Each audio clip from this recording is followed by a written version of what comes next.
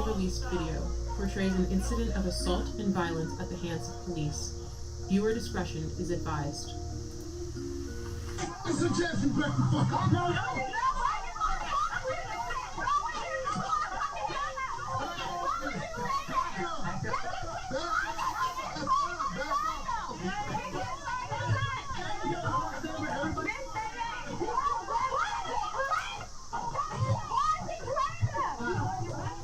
This is Baltimore City Police Officer Jorge Bernardez Ruiz. In a newly released video shot in 2016, Ruiz is seen with his knee on the back of an unknown man with a gun pointed at the man's head. His message was a clear one: concerned onlookers, adhere to my dictates or else. Here, we can hear Ruiz saying to Baltimore residents, I suggest you back the fuck up. It is documented that Baltimore police officer Jorge Bernardez Ruiz is a repeat violent offender, even without access to all complaints against Ruiz, undisclosed by BPD Internal Affairs records. 6 cases involving Ruiz are known. This video will briefly highlight 6 total cases beginning in July of 2013. Case 1, Abdul Salam, July 1st, 2013.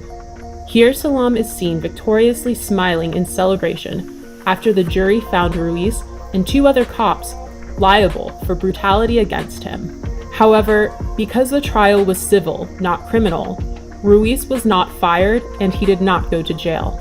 Police profiled me. They followed me in the back of my house, harassing me. Police proceeded to violently and hostilely approach my van with me and my son in it. As I announced, this was my home, guns drawn. Once they reached my vehicle, they violently pulled me out, ramshacked my vehicle with my 3-year-old son strapped in his car seat, threw me against the gate, slammed me repeatedly. Picked me up by my feet, and while I'm upside down, they proceeded to drop me on my head, hog tie me, and immediately when I fell on my head, Ruiz, in a wrestling type of action, and kind of hit his knee against my neck. I was arrested. I had no idea what I was being arrested for. My son is scarred to this day. He remembers the incident as it happened yesterday. When he talks about it, he always refers to Daddy being on the floor with police yesterday. Case 2, Darrell Harris, profiled, as seen in this video, July 17th, 2013. Yeah, Sid, what's wrong with it? Improper way with it. There's no such thing as an improper way. You gonna tell me my job, bro? I know the law. Are you gonna tell me the law? I know the law. You gonna tell me the I know the law. What's the problem? You giving me a ticket? You need my license registration? To profile, y'all use the seatbelt as a reason. Profile. Do me a favor, take out your keys. Guys, you can record me. For what? Nah. I don't feel safe right now. Do you want me to step out the car? Do you want me to step out the car? I'll step out the car. Call the police, man. What are you call a supervisor? I'm about to do shit. This is getting uploaded to the internet right now. Yeah? And we are 2 law-abiding citizens that we are getting targeted, and I don't know why. Just 24 hours later, Bernardez Ruiz played a leading role in the police killing of unarmed Tyrone West. Case number 3, the murder of Tyrone West, July 18th, 2013. My brother Tyrone West was brutally murdered on July the 18th, 2013. In both of these cases, when you look at the pleadings and the harsh language of these officers that have been quoted to me by reliable witnesses, the N-word. And Killer Ruiz and Killer Chapman and the rest of those 11 and 15 killers, including David Lewis, took something from my family that they can never give us again. And that was my brother Tyrone West, one unarmed man who was brutally murdered, beat to death in broad daylight.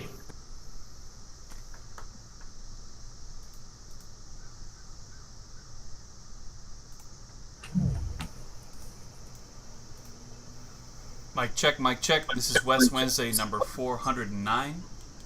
We are here to call for justice for the killing of Tyrone West, who was killed by the Baltimore police.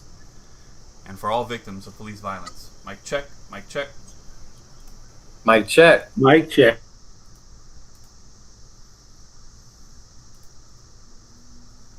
Looks like Tawanda had to log off for a second. She'll be right back.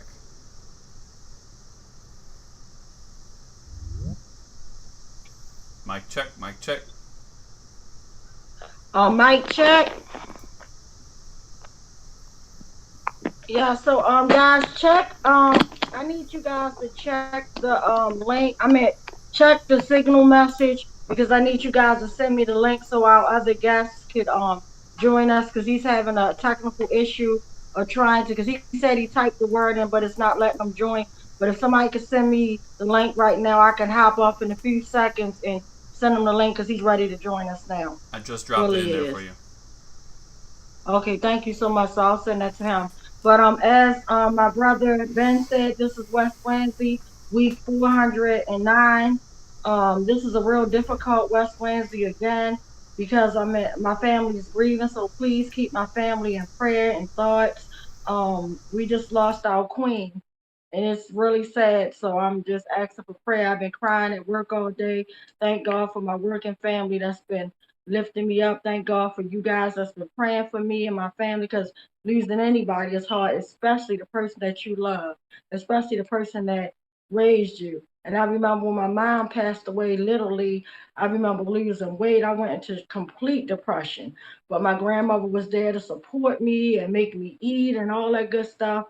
And now she's gone, and it's just way too much, like loss after loss. And that's the reason why I fight so hard, not just for my big brother Tyrone West, because as you saw in that video, Ruiz, who was a repeat violent offender, literally got away with murdering my brother, and nothing happened. And tonight I have two special guests. I have my brother Brock, which I'm going to bring up next. I'm going to hop off for a few seconds and then join, because I have to send my other guest the link or whatever to make sure he's on, because his brother was just recently killed last week. Literally, enough is enough. And my heart goes out to Timothy family, like Timothy family. It's just sad, like they're going through what I wouldn't wish on anyone. We need to reopen these cases. We don't need nothing short of that, like the reform. I mean, come on now, it's a game. Like, enough is enough. Like, we need real accountability, because nowhere in the world we should be a sergeant now, as you saw this video. And I'm just tired of losing family members and they not seeing accountability. Just like Anthony Anderson was murdered a whole year before my brother was murdered, and his mother left this world without seeing accountability. And now I have 3 family members that all they wanted to do was see accountability. And as we know, yesterday was the unfortunately anniversary of George Floyd being murdered, and it's just sad. And for him to die the exact same way, but like my brother died. I mean, I'm not gonna be petty and say my brother died worse, because a murder is a murder. But the fact my brother was beat, pepper sprayed, kick, stomped, tased, and then to finish it off, we had the black Derek Chauvin right here, David Keller Lewis, right here in Baltimore, that actually finished, and he sat and kneeled on my brother's neck until my brother was dead. So no further ado, a lot of action sparked off with trying to, the bottom line, just like my sister Ishtime says, every case matters. Even though we're hearing about George Floyd and my heart goes out, but every case matters, even the names that we read and we don't hear about. Every case matters. So keep that in mind. With no further ado, I'm bringing up my brother Brock for Mass Action. Mic check. Mic check. Mic check. All right, y'all can hear me?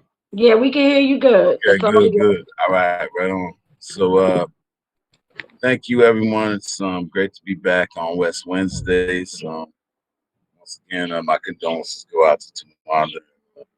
The loss of just endured recently. On top of other ones, a tough year. So, but continue to salute her commitment and everyone else to maintain this weekly kind of form and protest, which is a real, testament to this fight and an example for other cities, I think, to try to follow the example and maintain this focus and this pressure. And that's kind of a big part of what we've been doing with Mass Action Against Police Brutality. We're based in Boston, for those that don't know, and been around now for about 7 years since the Mike Brown protests and the upsurge that happened nationally after that. We've been calling with a bunch of other impacted families across the country, several national protests this year, basically leading up to the Derek Chauvin trial. The first one was March 6th, right before the trial began, and then we called something April 24th, which is right around the time of the verdict. And now we called another one to kind of coincide or to happen near the time of the 1-year anniversary of George Floyd. And so I know here in Boston, we had a protest. It was really kind of good. It was really good that we did it, I think, because a lot of just people in general were, reflecting on this 1-year anniversary, and there were a lot of events that were organized, some, whether or not we had a hand in it at all. But I think with the families kind of thinking ahead and looking at the state, it's kind of opportunity to take the initiative to make sure that what the families are fighting for was not going to be overlooked or ignored in relationship to the discussion around this case and around this fight. And to me, for that reason, we did have a lot of media attention on what we've been doing. I think that's kind of been our experience all year, and where they're forced to kind of focus on the demands we're raising, which is not necessarily what's being raised in the broader movement, which is to prosecute the police, reopen the cases. It was along these lines pretty powerful. That was kind of the discussion we were getting from media, questions from the media about, what do we think about where things are at now a year later. And, we've seen different, right now we've seen a lot of legislative proposals being kind of discussed and pushed, and then different measures that have happened over the year in different cities, states. So, I think, that can be progress, a step forward, but in and of itself, it's not, really addressing the crisis because the killings continue. The case couldn't even get into a few days before someone else was killed, right? Miles from where George Floyd was killed, Dante Wright. And then several other high-profile cases since, Ma'Khia Bryant, Adam Toledo, Andre. I'm going to get everyone's names wrong now. There's so many. Ronald Green now in Louisiana. There's just a lot of cases that have been getting media coverage since then. So it's just evidence that, just the conviction of Chauvin himself, although it's a victory, it's not like a deterrent per se. However, I think, some people have, I think from that drawn the false conclusion that prosecuting the police isn't a deterrent or isn't something that we should be fighting for, which I think it's it's a wrong idea, and that's not really what we're calling for. We're calling for prosecuting all the police. So we're talking, and that's why reopen the cases is really a main battle cry for this movement, or it needs to be, because that's where a lot of these families can rally around the opportunity to use the shift in the public mood to really apply new pressure on the government to enforce the law when it comes to the crimes of the police. And then, I think that's what we're doing. I think you're seeing a real impact. I know I've been following what you've been doing in Baltimore, and just some of the articles that some people are writing. I mean, if we don't demand it, they're not going to pursue it. And that's kind of what I think just what we've seen, because until we demanded it, they weren't even speaking about it. And now it's like we're closing in on them, the public debate, where now they actually have to publicly even acknowledge the idea of reopening the case. Now, reopening the case in and of itself doesn't seem like much of a big deal, but when you combine all the, hundreds and thousands of cases that we know about, it can be a tremendous blow to the way that they run things. It can shake the moral confidence of their police departments and their attitude towards our bodies or whatever, our rights. They'll think more if there's really a clear shift in more cops going to jail, dozens, hundreds, thousands. I think you'll see a major shift. But in order to get that, I think we have to continue to apply the pressure that we've been doing. So along those lines, this national march, I think, is a really great opportunity for the national movement as a whole to galvanize and to kind of reorient itself. And that's what we've been trying to do with the impacted families, to really put the families at the center of this fight and their demands at the heart of this fight. And, just in my opinion, this particular fight is, kind of the front line, the fault line of U.S. politics. It's like the heartbeat and soul of kind of the battle through which, different forces are being expressed. At the heart of it, these families they're the moral heartbeat and spine of this movement, because, they're the most committed. They have the most reason to be out in the streets over anyone, really. And when the cameras go, they're the most likely to still be out, doing things, as we've seen. But also, I feel the reason why it resonates so greatly is that it really it's the front line of the battle for democratic, civil, and human rights in the United States. Whether they're going to be recognized. And, it intersects with, a lot of other important fights in the history of this country, especially, the liberation of Black people in particular. But it's also an abuse of power, and it affects all walks of life. And but the fight against it, I think it's no accident. It began in the Black community, Side Express,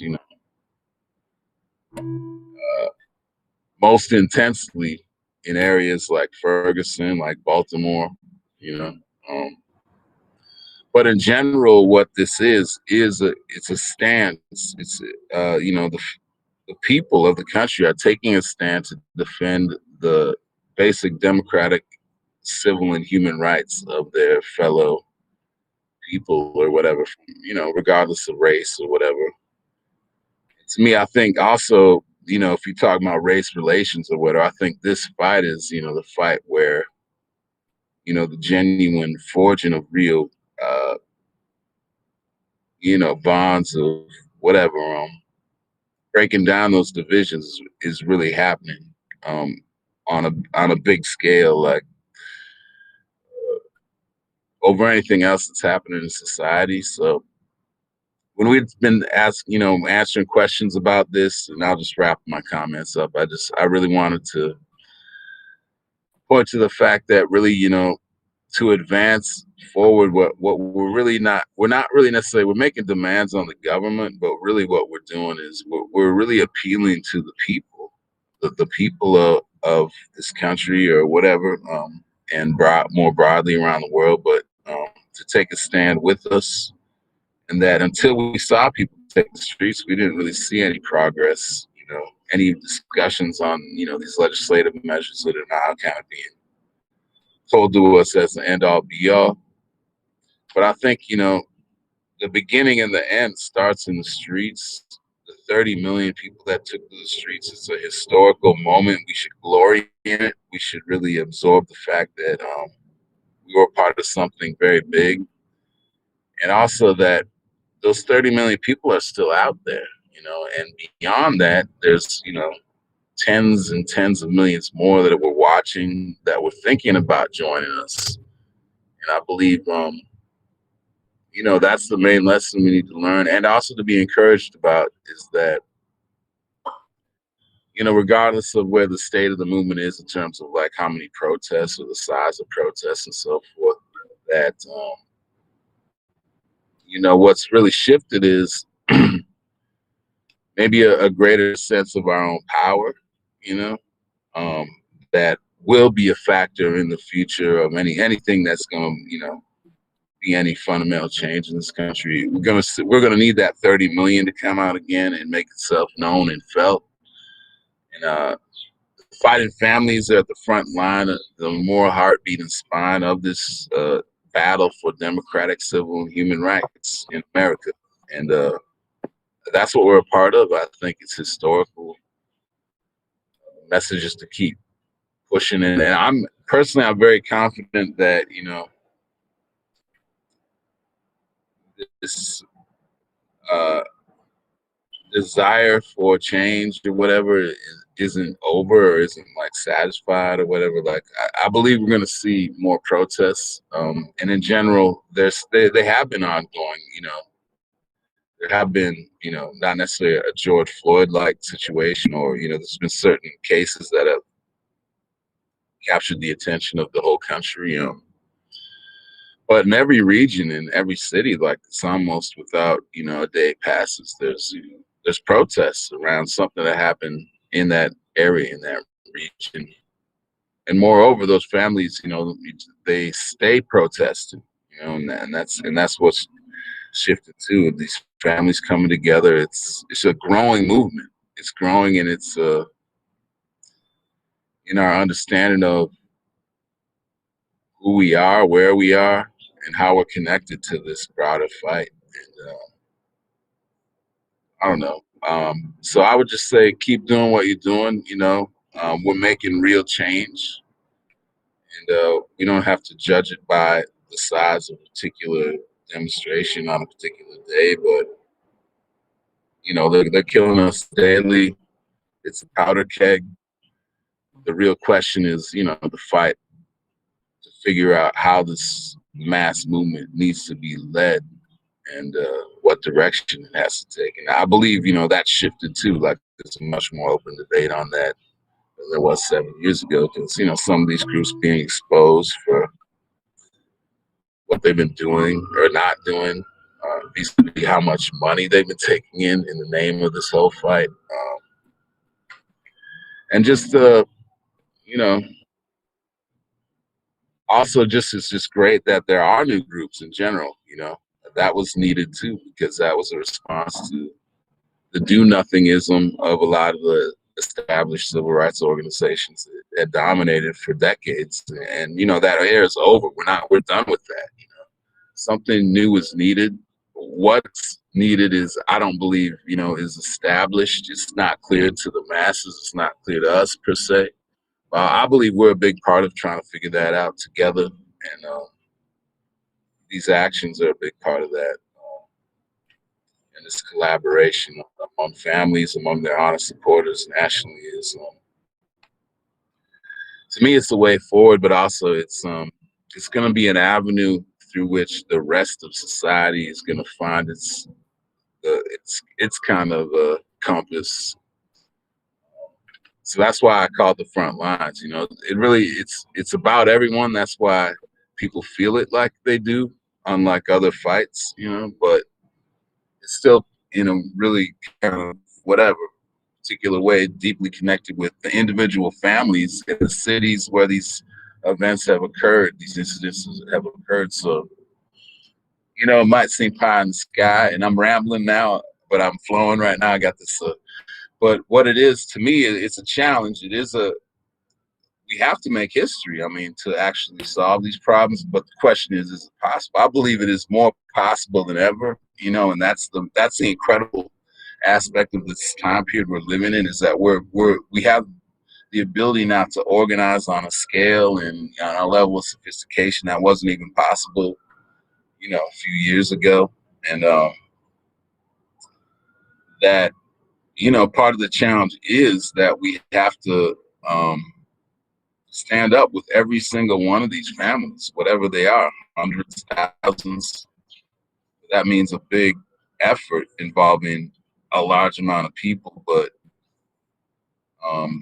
if we're capable of doing that, I believe we'll be capable of doing a lot of other things as well. But to me, that's also the challenge too about this fight and what we've been trying to do, maintain the focus on prosecution rather than whatever else it might be related to, and yeah, a lot of people are inspired by this movement, want to use, this energy and direct it elsewhere, but it's kind of the metaphor I use, like somebody just comes up and punches you in the face, like, what are you gonna do? Are you gonna, like, I don't know, whatever, attack their car or something? I don't know, you're gonna punch them, you want to punch them back in the face, basically, is the point. You have to kind of stand up for your basic rights. And to me, it's a problem if a crime has been committed and the energy is shifted away from the crime that was just committed and towards something else, however important you might think that is. Because what you've done, you've kind of like, you've given away your power already. You kind of like, you haven't taken on the challenge that It's 7 just o'clock. presented to you. So it's part of our basic dignity to demand prosecution of the police. It's an elementary, basic first step that will test the moral integrity of this mass movement and its actual power.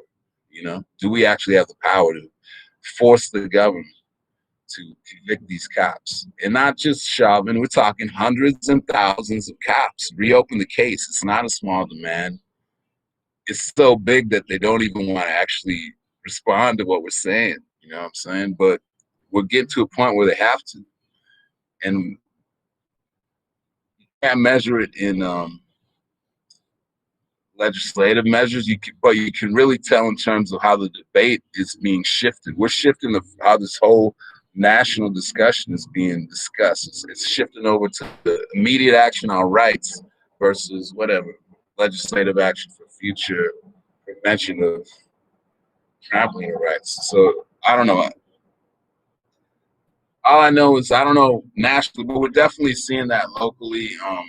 They have to address what we're saying. They can't not discuss the issue and not talk about these demands. We popularized these demands. The impacted families and their honest supporters. We put it on the map. This didn't come from BLM. This didn't come from Al Sharpton.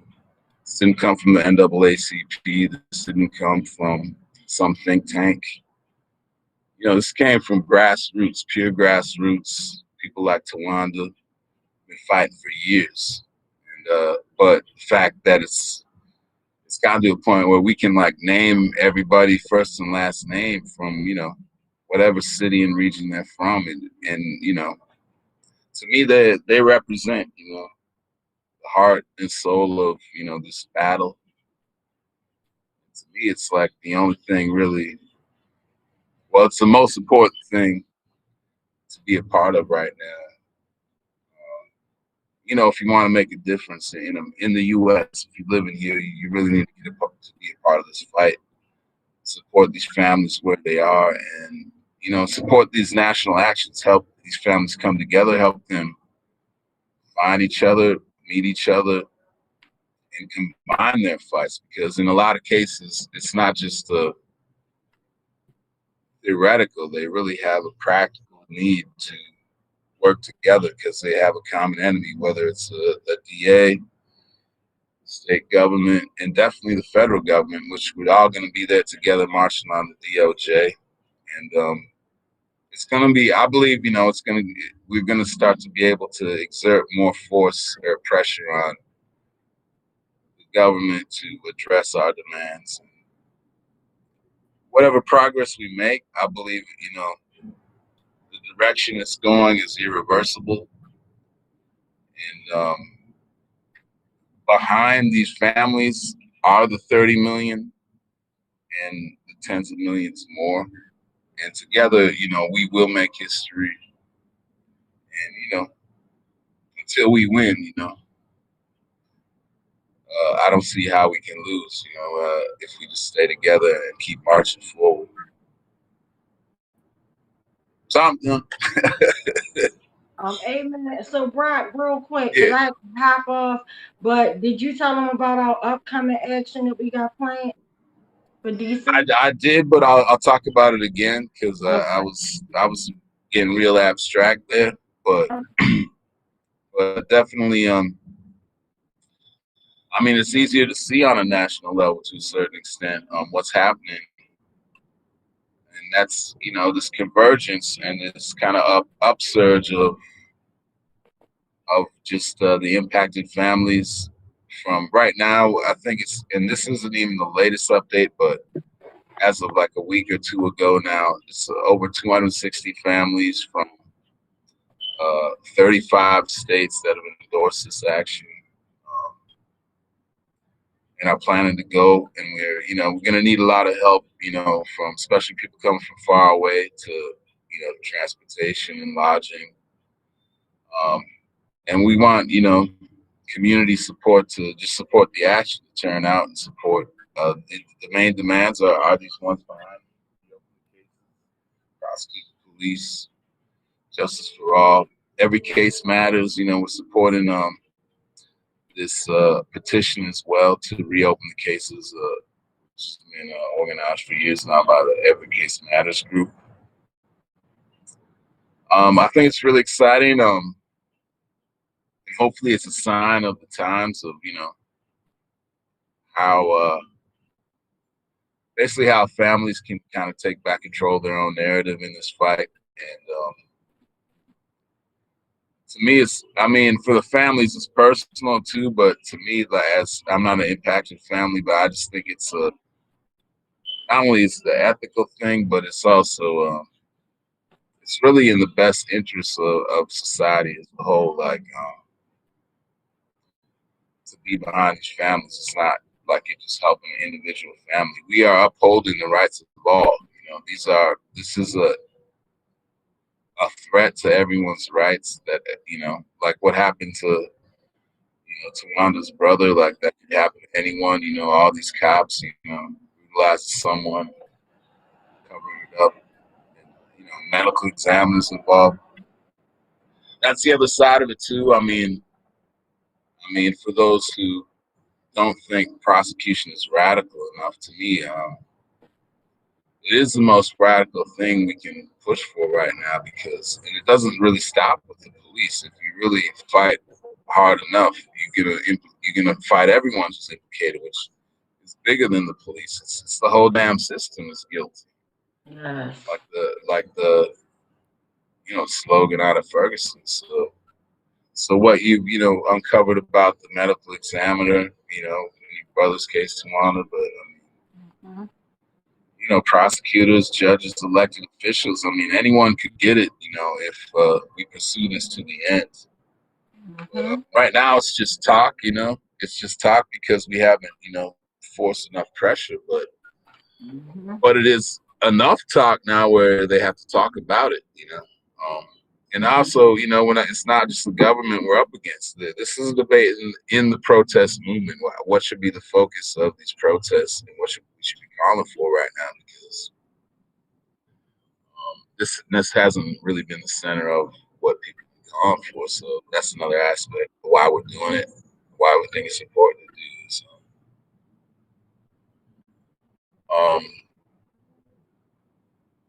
they're under a tremendous pressure to just account for themselves right now. I think that's part of the victory too. I think that we're seeing with the Chauvin verdict is, there's a bit of a public sympathy towards prosecution of police, or to consider the idea. And at least for us up in Boston, we've found a lot of interest in the stance we've been taking. we haven't really said anything different over 7 years, but there's just a lot more people really considering what it means, and now like the DA is trying to actually have to explain, well, which cases are we going to start looking at? Those kind of questions, it starts to become posed. And then again, as I say, it's not just really about the individual case. As you get into it, you really get into, what the hell's going on in the government. It all gets exposed, to the degree that we can push for it. And that is in the interest of defending our rights. And to me, that's a big reason why everyone should be involved and have a stake in fighting for justice in these fights. I mean, it could go deeper yet, but to me, that's like the basic, it's the reason why I believe it has a response, and also why it's not going anywhere, and also why it's kind of incumbent on those of us who are already a part of this fight to understand what moment we're in and not let it slip by us. And part of that for us right now is, trying to go all out to build this action on the 28th. I think one of the reasons why it is different than anything else that's being proposed is really grassroots, and to me personally, I think that's kind of also a good reflection of whether or not we're on the right road, because I don't think the corporations that run this country are going to bestow upon us, it's not in their interest to change the system that they're benefiting from. So, all these donations and even most of the legislation, it's not designed to solve the problem. It's designed to just quell the protests and to, try to change the public image of the police. But I don't know what I was saying, but basically the grassroots, because it's grassroots, I think, that's kind of what we're seeing, what becomes possible in this period of time is you can start to build a grassroots movement that is powerful enough to, stand up to the powers that be. To me, that's also what we're going to see, how much influence do we really have as an independent movement, that doesn't depend on these grants, that doesn't depend on this blood money, but it's actually just getting popular support from just local people, local groups from all over the country. To me, that's not the BLM model. That's not how they tried to do this thing. You know what I'm saying? They were getting corporate sponsor, everything was being handed to them, but I don't think our freedom will be handed to us. It'll be, something we take whether they like it or not, and a big part of that is our ability to move through our own means, and those are big questions, I would say, for any fighting family, anybody fighting for justice, just figuring out how to develop, independent ways to move, so you're not, beholden to any like foundation or anything like that. Like, and a big part of that and the power of this, to me, is simply why it moves and why it's happening. Because it's an idea that's time has come. You know what I'm saying? It's the power of ideas. People are motivated from their own interests to do this. And that's what we know. Like we're a part of something that's historic. That's kind of like, it's scientific. Even it's not even like we're not just blowing smoke. Like we're in a new reality, and we're just trying to take full advantage of it for the rights of the people.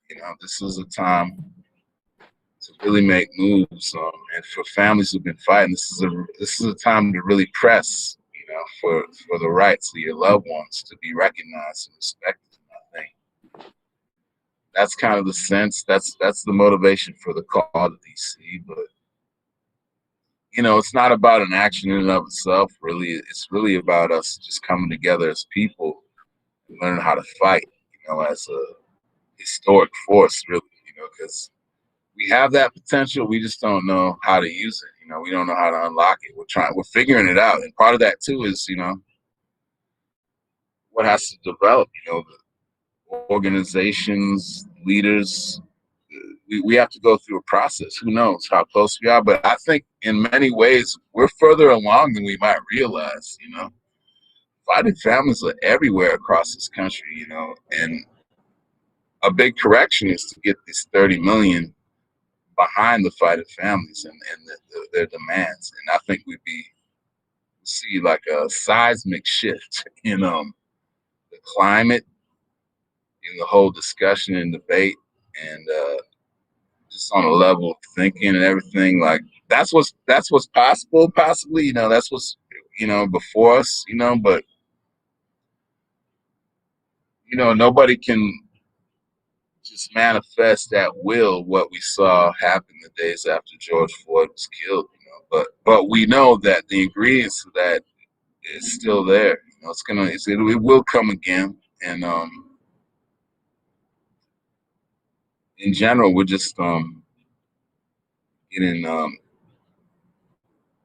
know, more prepared as a movement to see this battle through to the end. And to me, the end of that battle is justice for all. So whatever that means, you know, and that could be very far-reaching. So that's how I'm coming at it. But yeah, a lot of different cities did organize stuff this time around. You know, because it was happening on a Tuesday, not everybody necessarily did something on the Tuesday. Some people did it on the weekend. Some people did it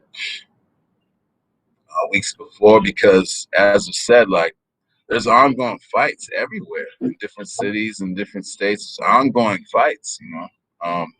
So there's like a particular important day in May in Atlanta, somebody's, you know, anniversary. In Las Vegas, they're just fighting, you know, the DA not filing charges. You know, there's ongoing fights going on everywhere that don't get this national coverage, but yet you put it all together as a tapestry. There's an ongoing national movement that is happening, whether or not it's getting national attention. And I think part of that too, we're developing our grassroots capability of understanding it, of communicating it, and of acting on it. And to me, that's a new reality that's also opening up. We're less and less dependent on even their own news network to know what's going on, you know, on the ground. So hopefully we can start to get ahead of a lot of these fights before they, you know, turn in the wrong direction. So, but to me, all this is about the collective strength of, you know, different people and the experiences they've gone, and sharing what they know, and just you know, basic stuff really. But we're just what's kind of helping it manifest is we're trying to develop an infrastructure to facilitate it. You know what I'm saying? Which didn't exist, but is actually forming it before our eyes. And to me, you know, preparing the next wave of this battle, which, you know, will be more intense than the last one, I believe. So when it comes, we don't know, but it seems like it's more likely to come sooner than later. You know, it's probably going to be less of a lull between the next incident and George Floyd than there was between Mike Brown and George Floyd, if that makes sense. But, you know, that's just, you know, we don't have a crystal ball, but, you know,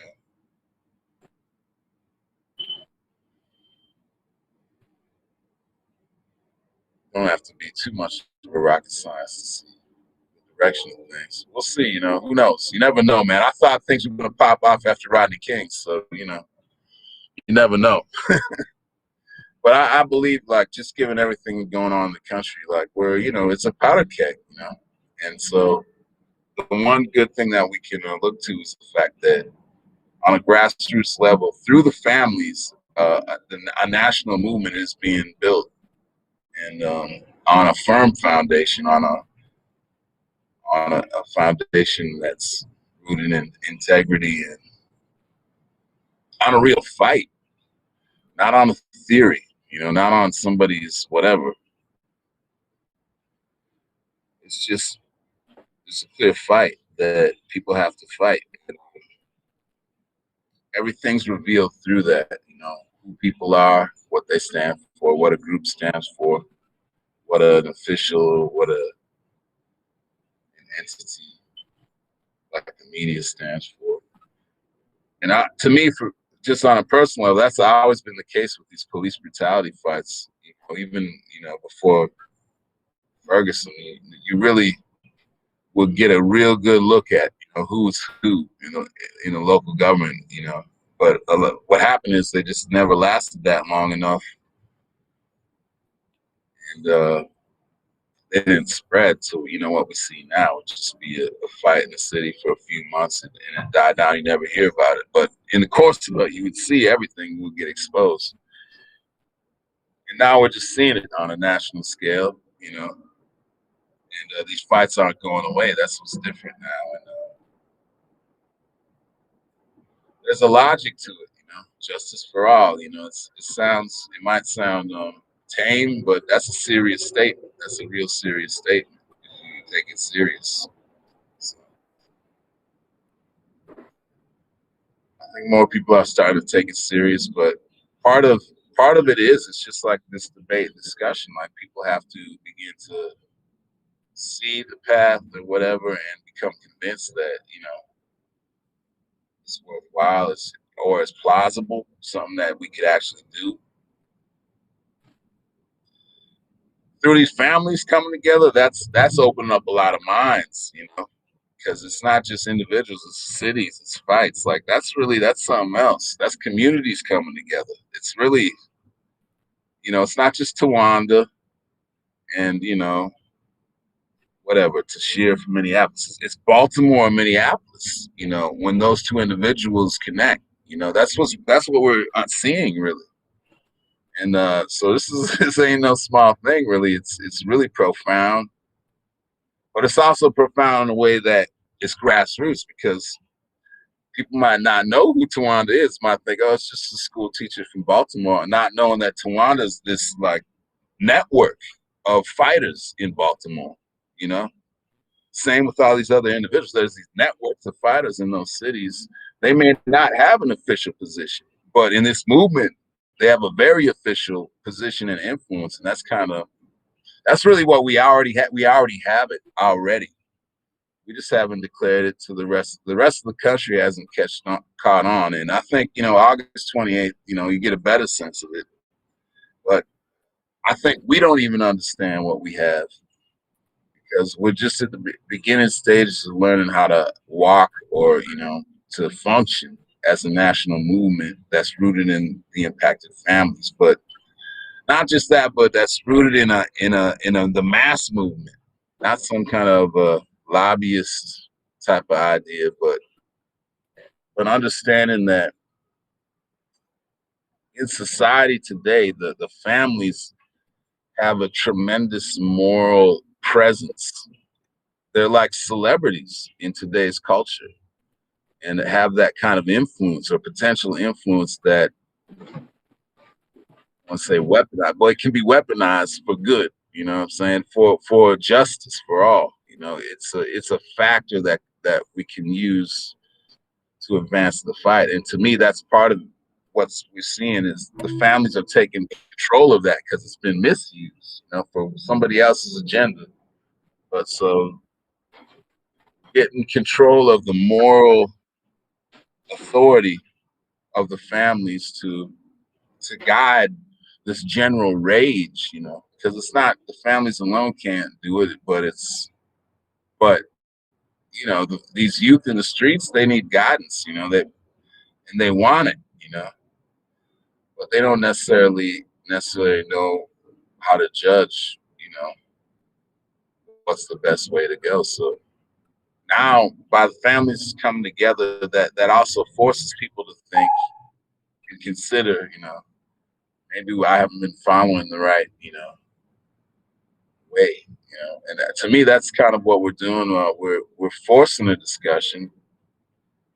I mean, you see it individually through some of the, like Mike Brown and Samari calling out BLM. But I mean, all the families been calling out BLM. You know what I'm saying? Like this discussion going on for years, and now it's just starting to come to light. But what makes it important is like the rest of the country was, following BLM, donating to BLM. That shifts the dynamic. We're still at the early stages of this, I believe, but that's also why it's profound what we're doing. I think you can see it in the media why they are compelled to cover what the families have to say, because there's no other leadership. There really is no leadership. The families are the only ones talking about something relevant to what's going on, as far as like this issue that everyone's so concerned about. A lot of these groups, really what their goal was just to corral votes for the election. And once that function was done, they don't have a compass, purpose, anything to talk about or do really, Families, you got something daily, monthly, yearly. There's always something going on. So anyways, those are just some of my thoughts on it. I think that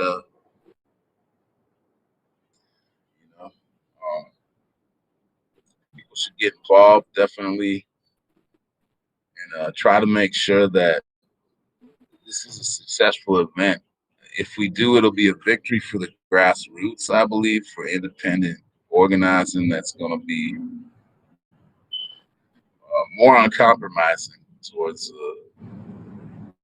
fighting for justice. And who knows where it will lead, but I believe we're already into something new. We're already into something new. It's not, whatever it is, it's not BLM and it's not Al Sharpton.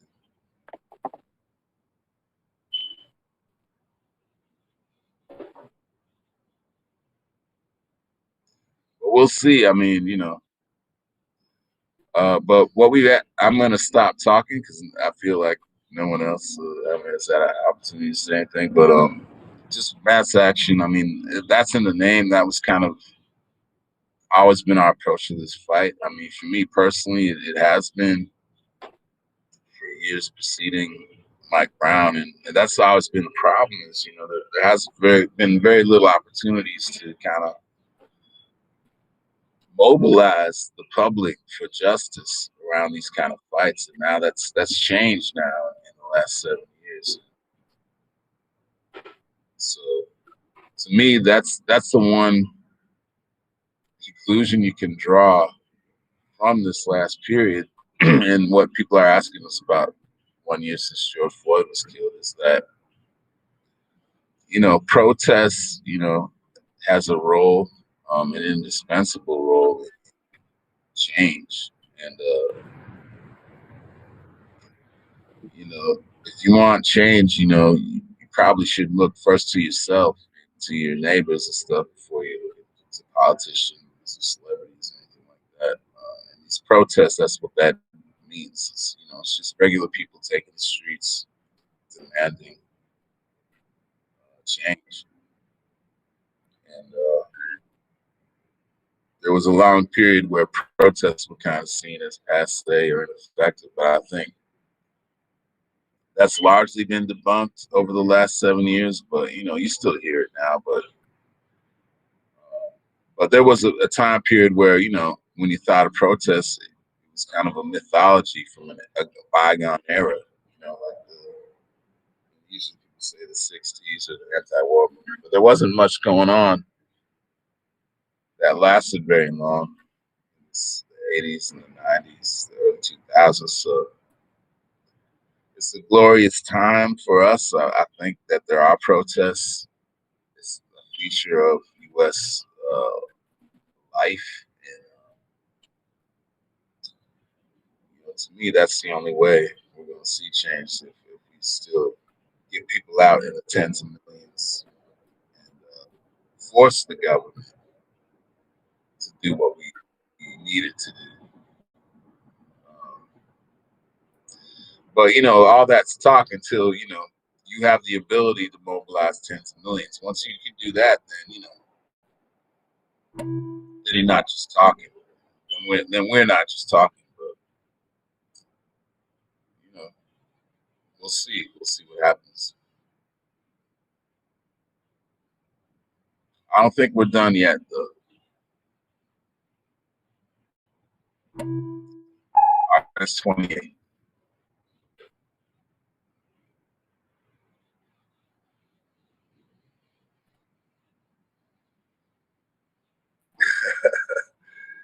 Sorry for going on for so long, but I appreciate it. No, I definitely appreciate it and everything. I just want to check in real quick to see if we have any comments. Mic check. Mic check. Mic check. So we have a few comments. So on Facebook, Hillary says, open all cases now. And she did ask if you have specific information about upcoming action, date, time, place, which Gretchen responded with the Facebook page and the website for the event, the DC National March. And AC Britt says, I agree with everything he's saying, and people on the ground need to be aware of the trauma vultures out there willing to exploit the families for their own gain. Trauma vultures equals Ben Crump, Al Sharpton, and those ilk. And that's all the comments so far. Mic check. Mic check. Mic check. Yeah, so again, I want to thank you, Brack, for your time. Is there any more that you want to add on? Because everything you made was so powerful and so true, and people don't understand. Like, this is the time now to make, like, while the world is watching, we need to make them accountable. And I don't believe in justice. I used to until my brother got murdered. And I see there is no justice. It's just us trying to hold folks accountable. So, we right now we need to hold everybody accountable. And that's, to me, that's pretty much it. And it's sad that race plays a big factor in everything. And it's just really sad, like, it's the have and the have nots according to your skin color, and it shouldn't be that way. And I don't know if you recently saw the foolishness in the news about Dylan Roof trying to make an appeal after he went into a church and killed 9 people in cold blood just because it was a hate crime. And he get a chance to appeal that, and then it's just sickening. But then I'm just seeing how they're like, oh yeah, he suffered from depression, he suffered from this, and they're like, look, like he went in there with purity hate, nothing more, nothing less, to start what he called a race war, and thought that his nationalists would come and save him, and his sick, twisted mind. But it's just sad. But anytime Black folks do anything wrong, you get the book thrown at you. No excuse, nothing. And I done seen babies get the book thrown at them. Because I'm thinking about a young man from Baltimore who was involved in bad doings. I'm not even going to lie. But I think somebody was robbing a house out in Prairie Hall. And, he was sitting in a car. I guess he was the getaway driver. And then the police officer jumped in front of the car, and from my understanding, I wasn't there, but from what I heard from the lawyer's aspect was that she pretty much fired towards his head, and then he accelerated, he ran her over mistakenly, but they threw the book at him. He was 17 years old, I think he was 16 when he went in, and he got life plus some. He'll never see the streets again. And that's the foolishness that I'm talking about. And nobody want to talk about in his case, oh, did Dante have any mental health issues, anything? I mean, it's horrible. But this is America. It really is. So right now we demand, and I just want to add real fast that Wow, they are, and to me, I feel like people are pretending to do things until you show me you're good. Like, I'm just gonna look at it as the Doug and Pony show, even though they're saying, oh, now with David Fowler actually getting on the stand lying, but the powerful movement came then and said that they didn't listen to the families, like myself, who had to go in my own pockets, immediately and kick out $50,000 to have my brother's body exempt. Nobody, I had no chance in hell. But thank God it took 138 doctors around the world to say David Fowler is foul. But the sad part, I'm not going to let them use this moment to pretend that they're going to do something. And it just stopped as just a simple thing. Oh, we're just going to change their cause of death and just leave us hanging. You're not going to do it. You're not going to do it when you know that David Fowler is foul and he got officers away with clear murder. We demand that they do whatever they got to do to open up that doorway to having these cases reopened. That's free. I'm not taking nothing short of that. Anything short of that is Doug and Pony show, and that's what these people do without pain. They'll pretend like, oh, we're gonna do something. We're gonna do something about the officers' killer rights, which I call them, and they do not but pour water all over it. That's why I don't believe in reform, because we have a lot of things on the book. They know who to kill and who not to kill, but then now all of a sudden they big on, oh, let's push reform. But meanwhile, would they want reform if it was their mothers and brothers and uncles and cousins and their loved ones getting executed on the streets? Executed, like I'm talking about tortured on the streets. Would they just want somebody to come back with paperwork and just, no, they wouldn't want that. They wouldn't want that. And it's just sad. So is there anything else you want to add, bro?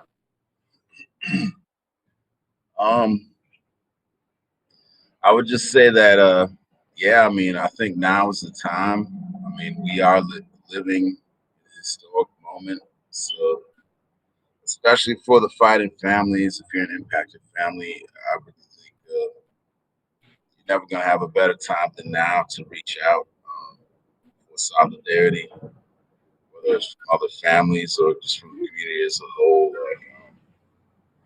There's more people questioning, the nature of the government, the nature of the system, the nature of policing, authority figures of this society, of U.S. society.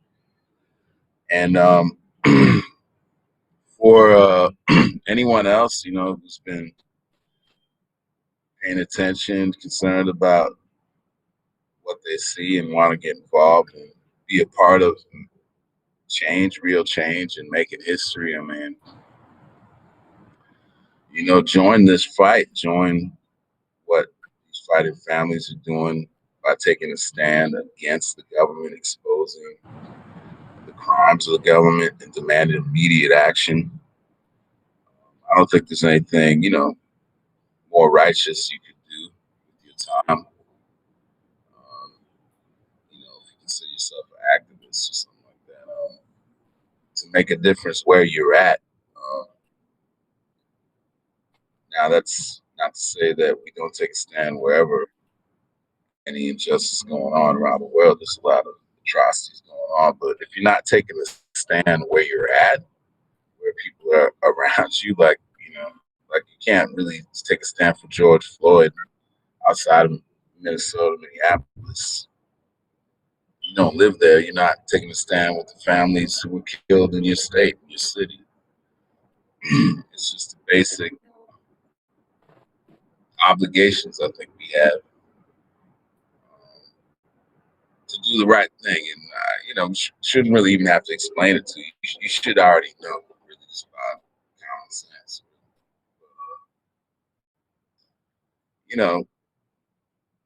Also we're not naive, because this is the front line of the battle for democratic, civil, human rights in the United States. There are interested parties who are against those rights being recognized universally,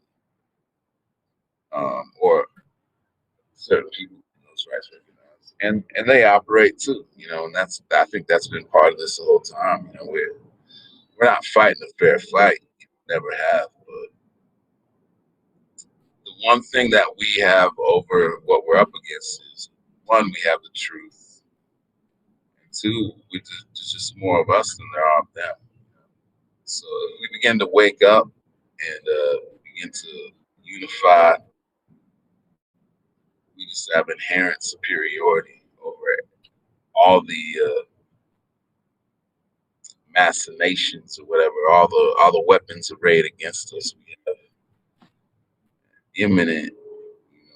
We're just more powerful than them. But we're sleepwalking. But I believe we're starting to wake up. Ferguson was a wake up call. George Floyd. It's a reminder. And we can't go back to sleep if that's what people think is about to happen. That's not where we're going. So the families, they're the ones ringing the alarm. Trying to wake us up to the reality of the cruelty of this government and its true face, its true nature. A lot of people are about the myth. They were born and bred on all these lies and mythology. So families are ringing the alarm. The war is on. It's just not always out in the open. We can't let people go back to sleep. That's why we continue to protest, and continue to call for people to stand in the streets, because that's where our power lies. It's with each other in our mass numbers.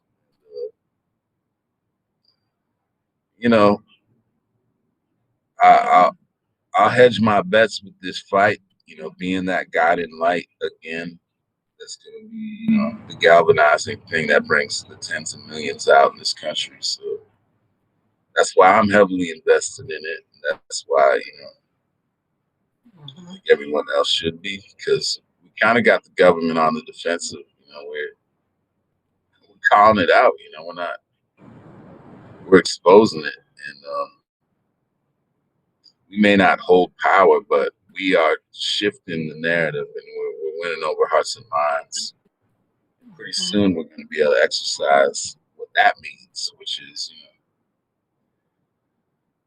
we're starting to get not just people out, but groups out, and these tens of millions. So I think we'll learn, we'll figure that out better as we go, and take as many steps as we need to take there till we win. But anyways, I'm done. You're gonna have to go out another 40 minutes. I appreciate all of you, being a part of this. These discussions too are really, important. They help me get my thoughts clear about what I'm saying and stuff. Basically, tune in. We're gonna be really focusing in on the effort to really make the 28th, August 20th, a real event, a real grassroots event involving hundreds of families from across the country, but hopefully also the honest supporters from those cities, and the beginning of a reflection of a shift in the alliance of forces that are getting behind these families in their fight for justice, which I believe we're just at the beginning surface of scratching, because some of these other groups that were trying to help just didn't, weren't interested in it or weren't capable of it.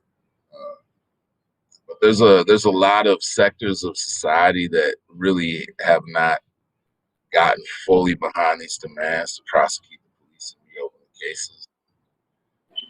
I think this action will be a part of helping us do that. But just going forward, I think in general, in city after city, a lot of these groups that have been riding the fence are going to feel the pressure to align themselves with the demands of the families. I think that's kind of the stage where that's possible now, if we, go forward and keep doing what we're doing. So that's how I see it. And I think that'd be a good thing. That would be a very good thing. It definitely do. And again, I definitely want to thank you. And I love you. And until we win, we're gonna keep. Yeah, love you, Tawana. Yeah. Love you too. Take care of yourself. West Wednesday, salute. Be in touch. All right. We win. All right.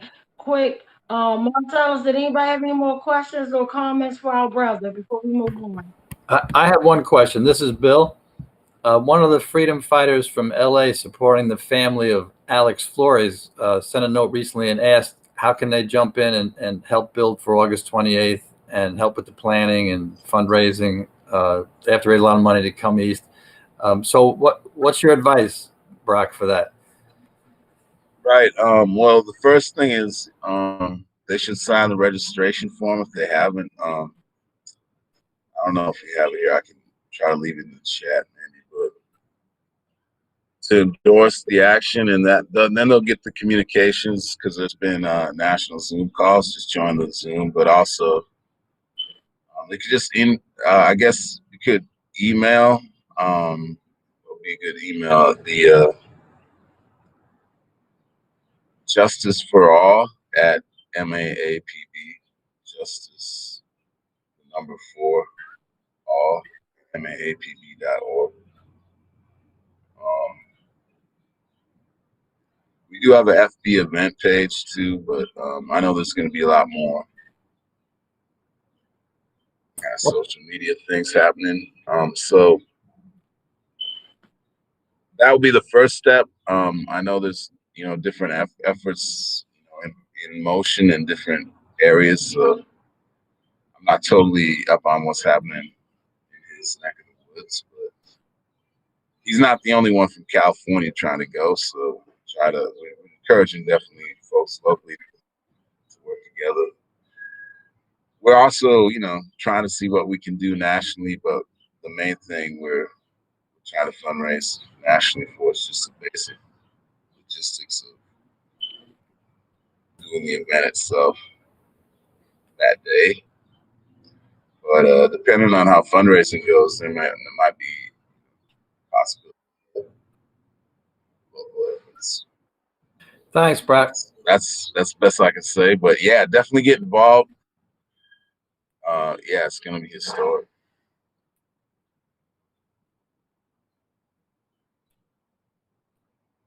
Thanks so much, Brad. Definitely appreciate you. Yeah, likewise. You take care of yourself now. And yep. So we win, y'all. Till we win. Till we win. All right. So real quick, I wanted to give my prayers and thoughts to Chantal Davis family, who was killed in New York City. This is unfortunately her commemoration, and it's just horrible that we as family members have to go through that, to have to show up, turn up on a death date about a death, and that is horrible. And then as we see it, life goes on and more things happen, and it's really devastating that this system is so twisted that it doesn't even give us accountability to ease our mind, because in life we're going to go through situations where we're going to lose loved ones, we're going to have people come into our family, somebody will give birth, and life goes on. But at the end of the day, loved ones deserve accountability, nothing short, nothing less. We're not asking for nobody to break the law, bend the rules. We're just asking for what's due to us. That's accountability. And it's just sad the way it is. I mean, this has been this way for over 400 plus years. So I just wanted to say her name, Chantal Davis.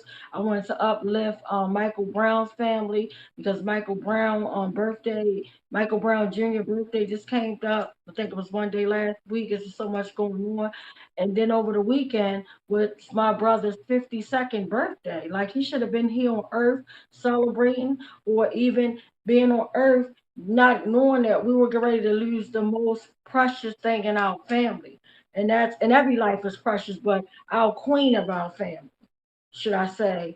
And he would have been like devastated, but he would have been here comforting me and guiding our family, because he loved his grandma. And it just said that they got to meet in death. Like, it's just horrible. It's disgusting. So again, I'm just uplifting all the victims' names of police brutality. Our brother Willie Flemings was going to join us, but he is at work right now. But I'm uplifting his brother Timothy Flemings, that was executed right here in Baltimore City just last week, when I was talking to you guys at West Wednesday, when we were outside, and I'm like, you got to be kidding me. it made me no joy that I knew the latest victim, and I'm going to fight like hell for his family. So he will definitely be an upcoming guest.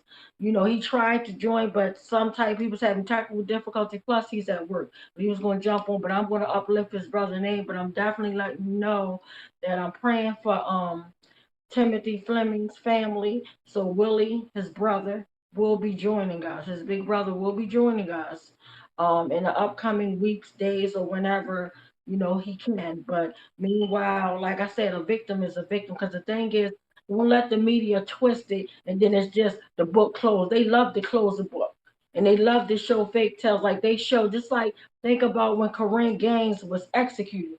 They actually tried to lie. They actually lied. First of all, they tried to kill her baby son, shot him in the face, and then they had the damn nerve to put trauma on top of trauma when everything was unfolding.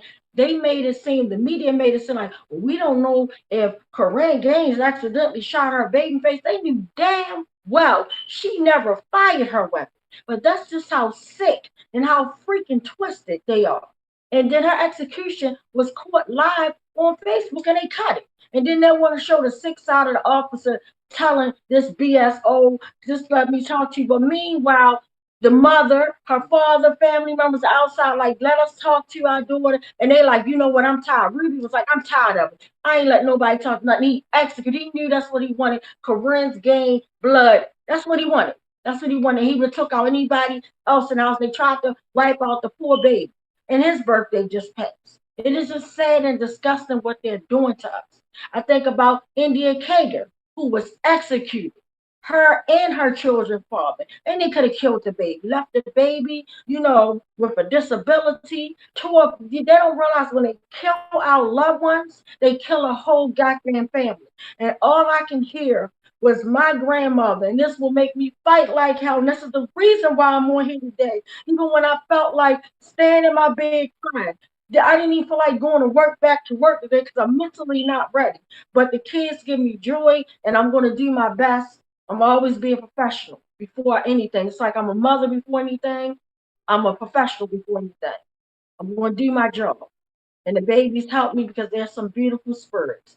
But I said all this to say, for my grandmother to actually knew what happened to my brother, her first grandbaby, and all she kept saying was, why did they push her grandson in the gutter? I don't know where she got that from, but I guess she could just, like the trauma of her internalizing him getting beat to death. All she kept saying was he was in the seal hole. Like they beat him and they put him in the seal hole. And I guess that's the worst way that you could see a loved one being murdered, and just hearing about it. So I said that to say, I want Killer Ruiz, Chapman, Killer Davis, all of y'all to know that I am coming for y'all. This ain't gonna stop me.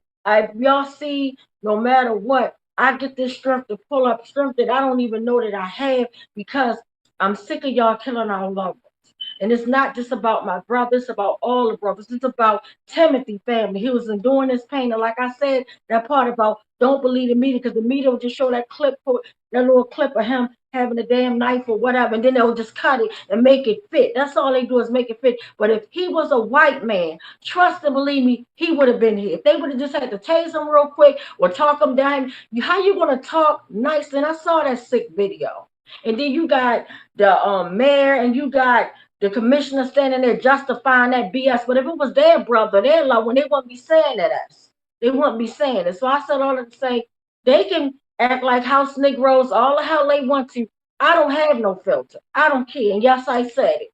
Enough is enough, and I'm going to fight. I'm fighting for all of them. I'm fighting for Jamal Taylor, who was executed, gunned down. A father gunned down in cold blood. And what did Prince Georgia say? Their nightmare ended. But no, y'all nightmare just began, because Mara is here to fight y'all, and we supporting her every which way. Enough is enough. Mic check. Mic check. Mic check. So Marcus, do we have any comments or questions? Yeah, we have a couple comments. Charlene on Facebook said, agreed. basic obligation is to take a stand with the impacted families in our communities. And AC Britt on YouTube said it's like being in a battle where you're surrounded by different entities on all sides. Can't let people retreat into their own silos either. Banding together is the best option. She also brought up a white guy just tried to run over cops and then drove his car through the police station in Hartford County a couple of days ago, and he just got tased and brought to the hospital. Quotations, got tased and brought to the hospital. They know how to use proper restraint. They choose not to.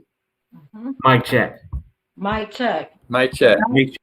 And thanks, AC, for that, because I'm glad you showing real life, like, because you'll have people that sat by that really don't know how evil they are, and they will actually sit by and they'll agree, well, he had a knife or she did that. Like she said, they tried to ride over to kill the cops, and what they do? They did nothing. They tased him, and he will have his day in court. And I guarantee you'll get a smack on the wrist or whatever. But the fact that he wasn't killed on the scene, that speaks of volumes. I can't think of the young man that Mr.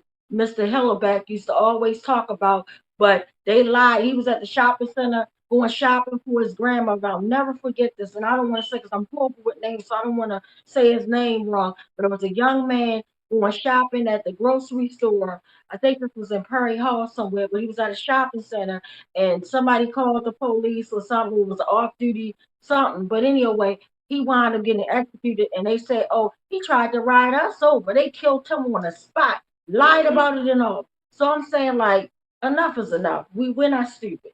Mic check. Mic check.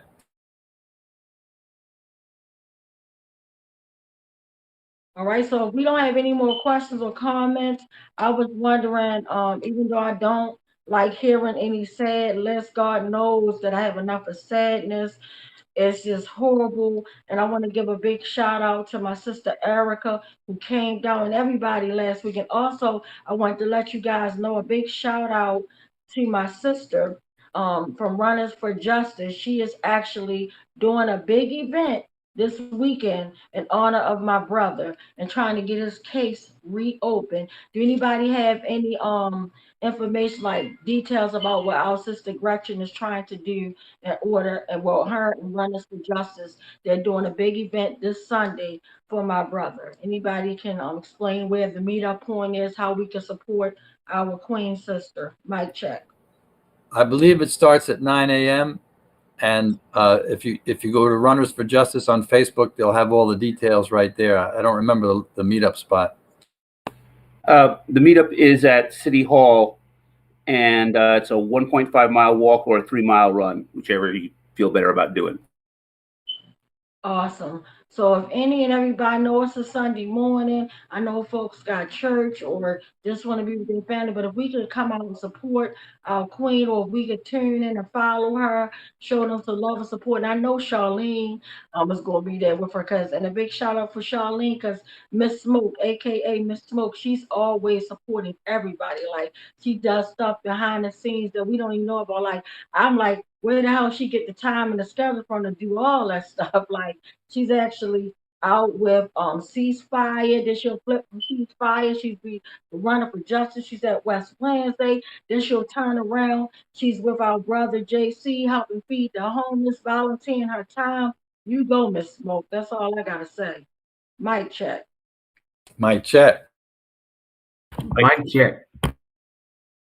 All right, so again, we're about to go into the sad homicide list, which is utterly ridiculous, because this year I'm over, like I said in the post, I'm literally over 2013. 2013 can go straight to hell.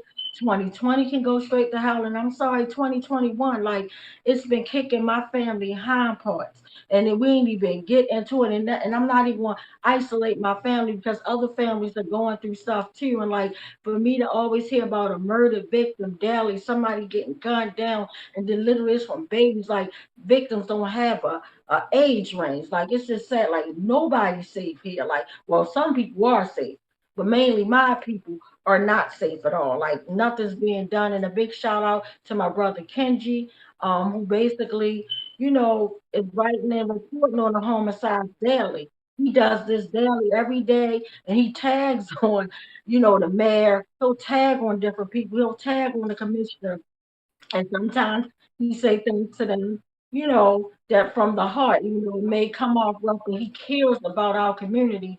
But as our brother Brian, if we know it's a sad list. Maybe it didn't catch up with the data because I hear about the sad list every day on the news. But just think about this. What if it was your loved one, one of piece of paper that he's reading off, or was one of your family members, one of your friends, one of your person that you adore the most is on a page, their life is gone by violence. Like I can't even handle my grandmother just dying. You know what I mean? Like this is crushing to me. I couldn't even handle my friend Paula Muhammad, who I was just at her funeral last weekend. I'm tired of doing the funeral. So I'm just praying for the family. As we listen to this horrible, let's just be reminded that it could easily be your family. And thank God, like if you don't even believe in God, I want you to get down on your knees and repent and say, thank you, Jesus, or Allah, or whoever you believe in, what higher source, and just give thanks that your loved one is not on this list. And pray to God that it ceases. Like enough is enough. So mic check. Mic check. Mic check. Thank you, Twanda.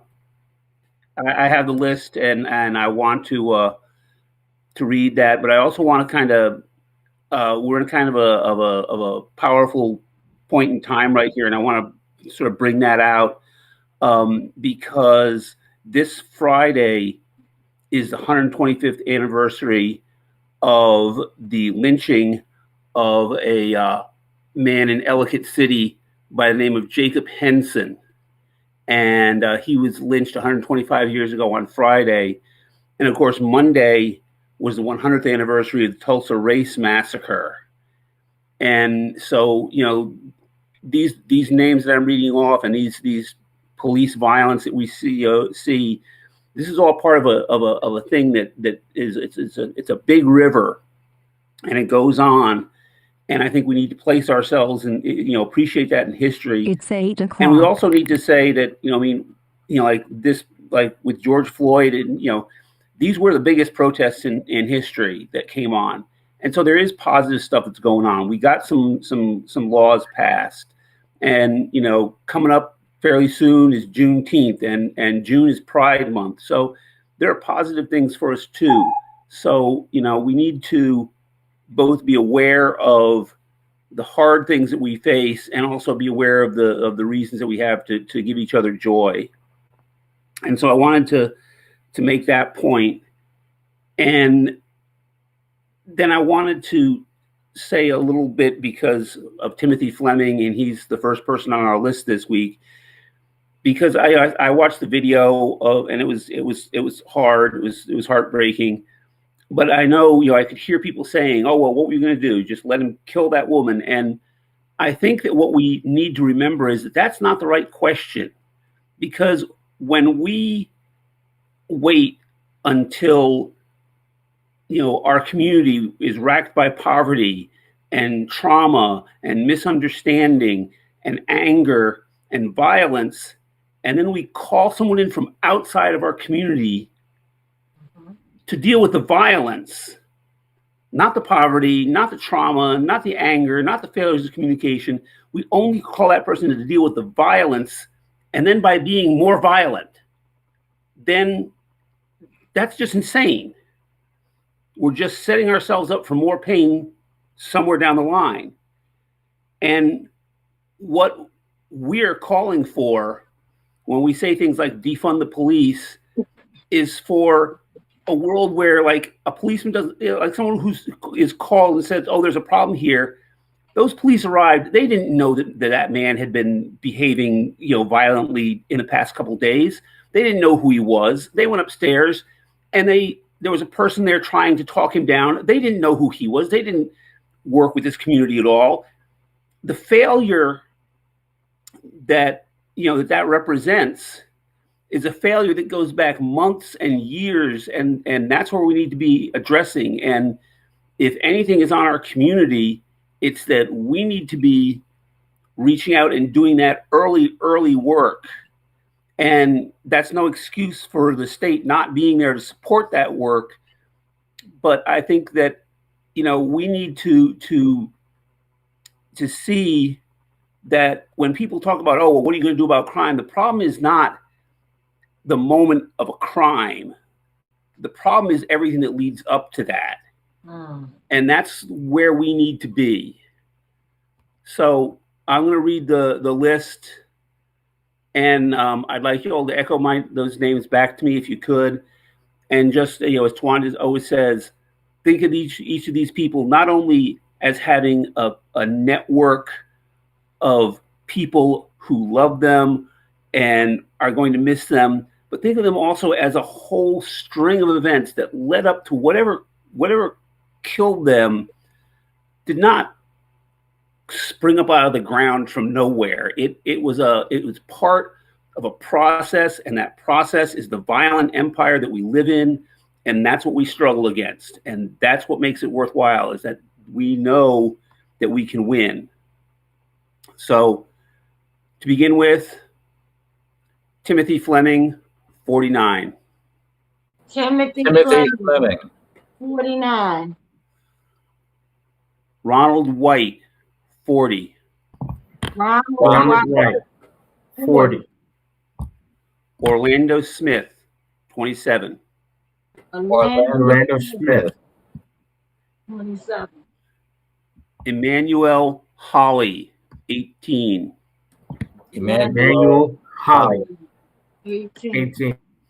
Harrison Morton, 28. Harrison Morgan, 28. Tony Hedgespeth, 23. Tony Hedgespeth. Tony Hedgespeth, 23. Dante Scott, 33. Dante Scott, 33. Dorian Shropshire, 28. Dorian Shropshire. Sarah Steele, 39. Sarah Steele, 39. Tavon Kennan, 39. Tavon Kennan, 39. Dante Nicholson, 32. Dante Nicholson, 32. Thank you. Thanks, Brian.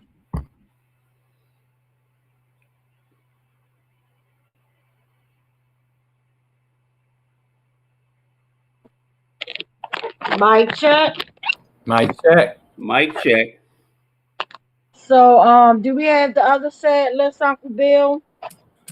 Yes. One sec. Yes, we do. Before I go through this process of naming those who have been killed by the police in the most recent period of time, I want to mention that yesterday, when the family of George Floyd went to the White House and met with Biden came outside afterward, and he said, "We need to build lasting trust between the vast majority of the men and women who wear the badge honorably and the communities they are sworn to serve and protect." In other words, he says the vast majority of cops are honorable, and we need to trust them. Now, keep in mind that since 2005, only 7 police officers in the United States have been found guilty of murder, and there are about 1,100 police killings per year. So what this means is, out of every 2,500 people who are killed by the police, 1 cop is found guilty of murder. That's the current statistic. And next week, I'd like to talk about that in a little more length. I want to move now to honoring the people whose lives were lost. When we read the list last week, there were 2 people killed on May the 16th who were not yet identified. We now know their names, and so I'll mention them. And before I go into the names, I want to mention just in the 6 days, the 6 most recent days for which the Washington Post has released the names of people killed by the police or the city of where they live if they haven't been identified. There were 14 people whose lives were stolen by the police during that period in those 6 days. 8 so far unidentified. On the 16th of May, there were 2 deaths from police murder. On the 17th, 2 deaths. On the 18th, 3 deaths. On the 19th, 3 deaths. On the 20th, 3 deaths. And on the 21st so far, 1 person has been mentioned who was killed by the police. So the first is someone that, Tawanda, you spoke about earlier. That's Timothy Fleming, who last week hadn't been identified by the Washington Post, and he died in Baltimore. He was 49 years old. We hope to have a family member speaking to us in the future on West Wednesday. And can I ask everyone, please, to honor Timothy Fleming by repeating his name? Timothy Fleming. On the next, the same day, the next person, this is in Omaha, Nebraska. We mentioned this last week, but didn't know his name at that time. He was 34 years old. His name is Devin Telford. Devin Telford. Thank you, everyone. On the following day, May 17th, killed by the police in Dickinson, North Dakota, Xavier Kilby. Xavier Kilby.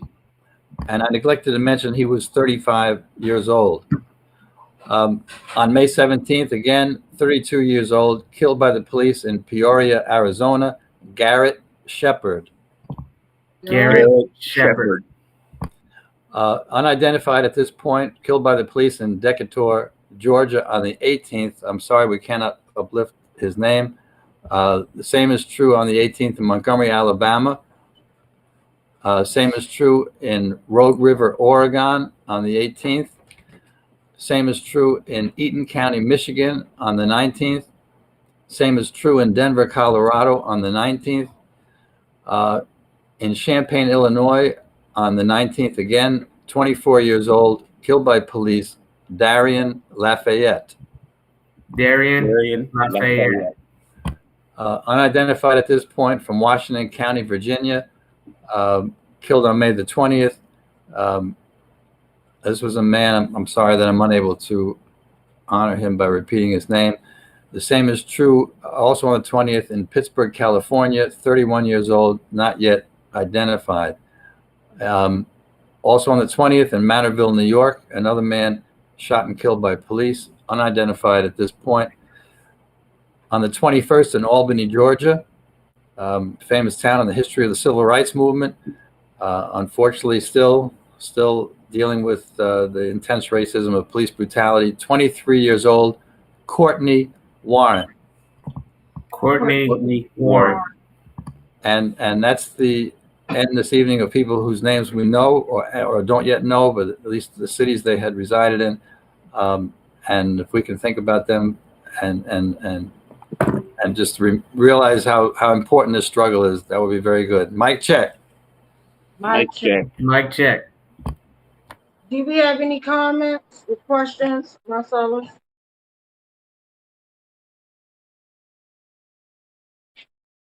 Yes, we do. So we have a comment from Hillary. She said the young man killed by an off-duty cop at Perring Plaza was Eric Selman. Say the name again. Eric Selman. Eric Selman. Eric Selman. And that's all the comments that I see. Mic check. Mic check. All right. Well, first of all, again, I want to thank everybody again for your warm wishes, and I'm asking for your continued prayers because I haven't been to sleep since I got the devastating news. I took maybe like a 2-hour nap and then had to get up, go to work, put in energy and all that. So I'm exhausted. So just pray for my family strength. I'm praying for my whole entire family at our deepest, dark, heartfelt moment that we're going through. And I wanted to thank you for the support. I want to thank Uncle Bill for the beautiful cheesecake because he had gave a May Day, celebration. And you guys, y'all look like y'all really had an amazing time. I'm so sorry that I was bombarded with sadness because I would have been out there too. Because I had already, before this happened, I was planning on baking some cookies and just coming through, whatever. But some things you can't predict. So on that note, I just want to tell everybody, it's like, and that's where I think I got the loving spirit. That's why I know I got the loving spirit from my grandmother and my mother, because they always lived in love. And that's why I always say, live to love, love to live, because at the end of the day, take as many pictures as you can, enjoy as many happy times, because unfortunately, our days are numbered. And I wanted to give a big shout out to my bishop, Bishop Wilson, Orlando Wilson, from New Antioch Church. He has been amazing. Thank God for my church family who has been supporting me. Thank God, for all of you guys that have been supporting me, the West Wednesday, the West Coalition. I can't thank you enough. Like, thank you, Ben, on down, like, for every week just coming through, like, the Hellabacks. Just thank you guys so much.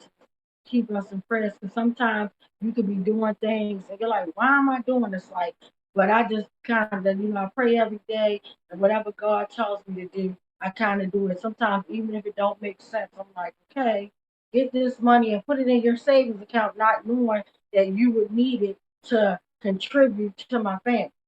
At our time, it's horrible.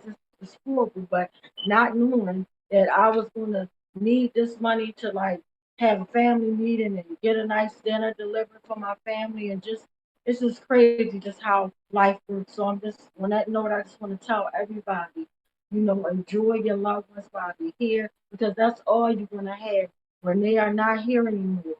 Unfortunately, everybody has their day, but their love is what carries us home. Your good memories is what carries us home, and make as good memories as possible. Like, don't have no grudges. Don't think that tomorrow or this next second is promised you. If you're not at agreement or odds with somebody, just make it right. I mean, I know we don't need toxic energy. I'm not asking you to have toxic energy in your life, but at the same time, just live to love, love to live. I love you guys all. We will see you guys next week for West Wednesday. It'll be 410 weeks next week. So I thank you guys. Keep pushing these letters. Continue watching this video. And at the end of the day, this video is real. Louise, and I'm sick of looking at a video with my family, and I'm seeing two of my family members that were on this video, which was my cousin, Tavon, and my uncle, Dynamite, that's not here. Clifton Anderson. He's not here. He's gone. And then now my beautiful grandmother's gone. Like, how many more before we get accountability? It's just really sad. So again, I want to thank everybody. I want to give a big shout out to my sister Tracy, who stood there and last week in front of Brian Frost's office, and was talking about what happened to her brother. My heart just goes out. I'm sending love to Anthony Anderson's family, because my family is the Andersons. So that's why when I heard about Anthony Anderson, we thought it was my uncle Anthony Anderson. It's just sad. So again, live to love, love to live. Love you all. Continue to push up on our state's attorney, Marilyn Mosby, and tell her to reopen my brother's damn case, because enough is enough. And while you're at it, also tell her to free Keith Davis Jr. Thank you guys. Love you all. Mic check. Mic check.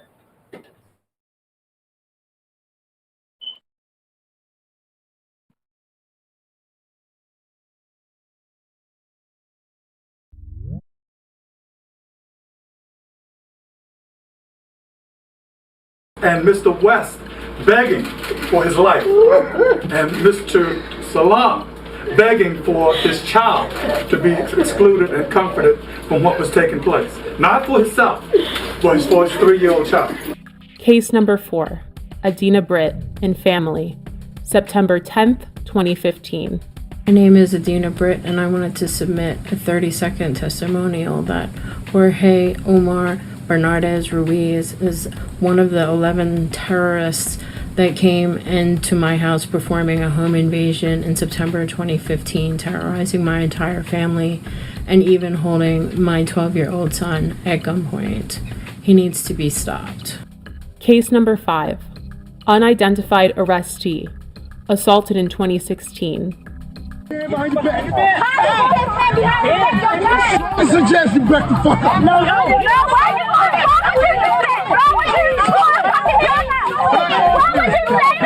Back up. Again, this video did not surface until the summer of 2020. Case 6, Thomas McCullough, May 2016 and February 2017. I heard my front door coming off the hinges like it exploded. Thomas McCullough says it happened twice. In May 2016 and February 2017, Baltimore City Police burst through his green front door and raided his Pimlico home. They said, police. They come up, shotguns, guns. He says officers ransacked the place, looking for drugs, money, and weapons. He took pictures of the damage he says they left behind. Tell us where the drugs are, the scales, the guns, and the large amounts of money. Nothing was found. Now he's suing police, claiming officers, including a former member of the Gun Trace Task Force, frightened him, his wife, and father-in-law when the officers conducted what his suit calls an illegal search of his home. The owner of the house tells 11 News after the second raid, he had to replace the front door. McCullough and his attorney say they want Baltimore police held accountable. There is a colossal breach of trust. And McCullough tells us following both raids, no one was arrested or charged. This all begs the question, when will Baltimore City State's Attorney Marilyn Mosby see the prosecution of Bernardez Ruiz as warranted? They were the stopping officers in these so-called jump-out cars, unmarked and so forth, that stopped both the West vehicle and the Salon vehicle without probable cause. And these officers are the ones that also were joined by others, but they are the ones who initiated the stops, pulled both men out of the vehicles, and commenced the vicious activity that was thrust upon them. And the Officer Ruiz that started this attack is still working with promotions. He is now sergeant. But the fact that this repeat violent offender had a history leading up to my brother. There was Darrell Harris, there was James Green, Joseph Green, Abdul Salam, and my sister Dina and her family. No one family deserves to be brutally murdered or brutalized by this repeat violent offender Ruiz. It is time we take action. The time is now. Baltimore police officer Jorge Bernardez Ruiz is a repeat violent offender. Based on these accounts, in accordance with the law, we, the West Coalition, call for him to be fired, prosecuted, and incarcerated. We're more than hashtags and body bags. We're more than being 6 feet in the dirt and pictures and buttons on t-shirts. Our lives matter. For the safety of our city, the prevention of further harm, and the justice for these families, we see no other option. And again, I'll say, the time is now.